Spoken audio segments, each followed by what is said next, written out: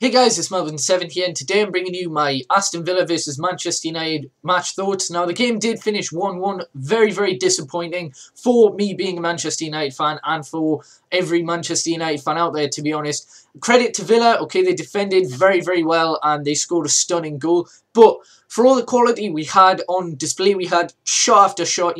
Usually we're limited to chances, but this game, we had so many and just couldn't finish. It's a complete contrast to other results where we've had like hardly any shots, but we've scored a lot. I've got to say, I am not comfortable watching a 3-5-2.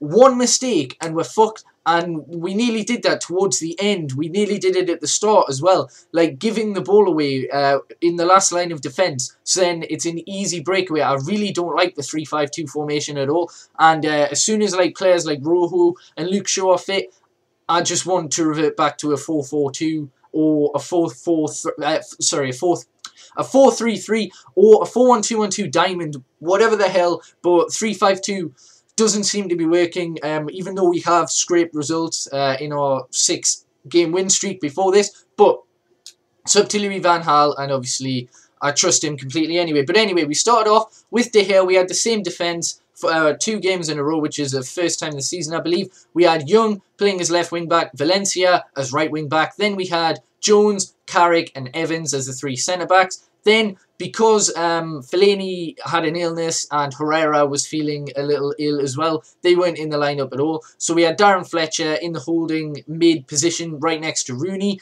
Then we had Mata. Falcao started for the first time since October 5th, which was against Everton, which he scored the winner. Obviously, Di Maria scored the other one. But yeah, alongside Van Persie. And we started the game off, we were getting a lot of possession in the half. We were creating some chances, nothing clear-cut really. And then Villa basically get the biggest chance, and it's Benteke. The ball, I think it's from a corner, or no, it's from a free kick. The ball's whipped in, it drops to Benteke. There's like 5 defenders in front of him, but he manages to curl a delicious left-footed shot straight into the top left. I can't take anything away from that goal. Pure world class there from Benteke. Great goal. And yeah, I never really was worried, to be honest, because that was like Villa's first real chance. We were creating so much. Robin Van Persie stepped through Falcao, but it was good defending from Akore, who was man of the match. Should tell you a lot about how Villa were like very, very solid. And anyway, there wasn't very many chances for the first half, so on to the second half. We took off Fletcher for Blackett. Blackett played on the left of the 3 at the back, and Michael Carrick was pushed up into midfield. Worked a lot better. We created so many chances straight from the off. We were getting the ball in, crossing the ball, a bit too much for my liking. Fletcher was very, very poor. So was Johnny Evans this game, in my opinion. They were the 2 worst. Valencia didn't have the game of his life either. But anyway, we get the ball, and it's played down to Ashley Young, and Ashley Young delivers a inch-perfect cross, and it's Radamel Falcao heads it in. Great header, 2 great goals. Benteke's was obviously a little better because just the composure to do what he did, but Falcao got in the area, and great header. So that's 2 in 2 games for Falcao when he's actually started.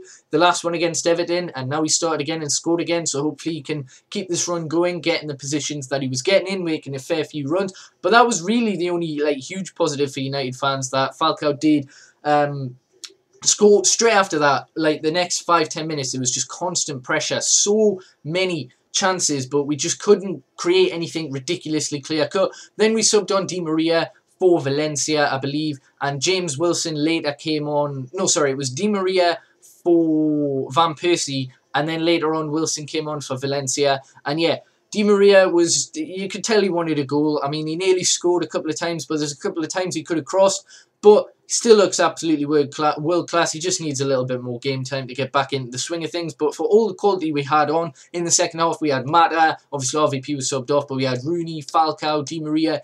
We just couldn't create anything clear cut. Villa were very, very good defensively, and to be honest, they probably earned their point. Another point that I haven't mentioned is the red card for Gabriel Bomblehor in about the 70th minute, I think.